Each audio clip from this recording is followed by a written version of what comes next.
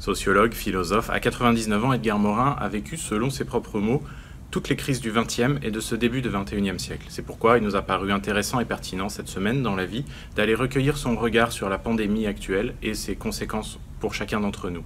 L'occasion d'une parole rare, profonde, stimulante, dans laquelle le philosophe nous livre aussi un regard d'espérance. Le pire n'est pas sûr, dit-il, puisque l'avenir est incertain.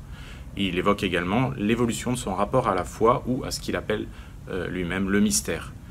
La rédaction a aussi souhaité approfondir des pistes pour nous retrouver, recréer du lien, que ce soit au travail, en famille ou en paroisse dans cette période incertaine. Tout cela est à retrouver dans un dossier très fouillé de 14 pages cette semaine dans l'hebdomadaire La Vie.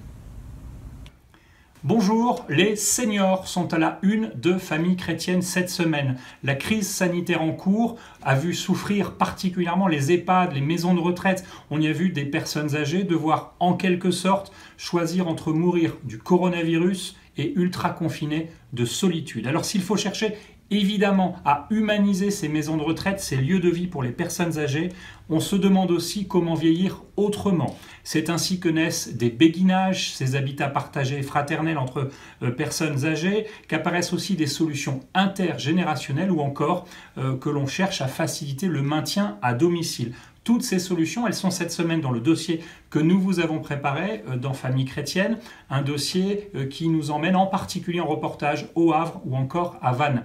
C'est à découvrir avec tout un tas d'autres sujets, comme chaque semaine dans Famille Chrétienne, et exceptionnellement, profitez-en cette semaine, c'est gratuit, on peut télécharger sur l'application Famille Chrétienne ou sur le site internet de Famille Chrétienne, famillechrétienne.fr.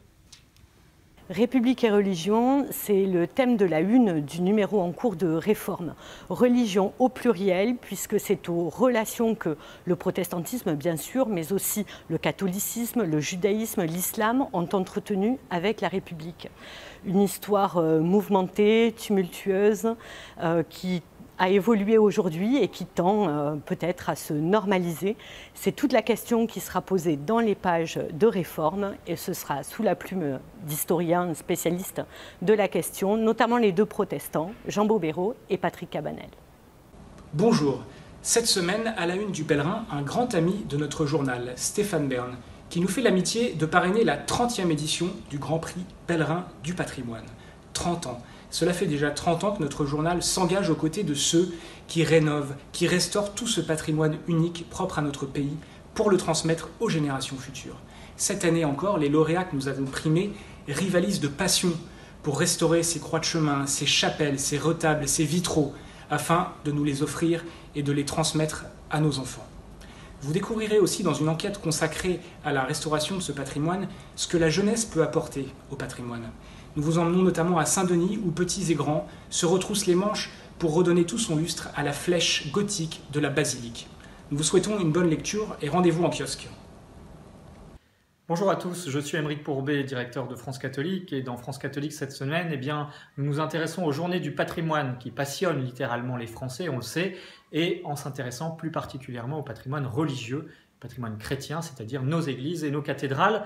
Après les incendies de Nantes et de Paris, se posent des questions qui appartiennent pour une part au pouvoir public, c'est-à-dire la surveillance, le gardiennage, mais aussi qui nous interrogent, nous catholiques, c'est-à-dire comment faire vivre ces cathédrales. La question elle est donc spirituelle. Nous sommes allés à la rencontre en reportage de l'équipe de 3 prêtres à la cathédrale de Lisieux qui fait vivre ce lieu formidable, à la fois pour le restaurer, bien sûr, mais aussi pour évangéliser tout son environnement et remettre d'une certaine manière Dieu au centre.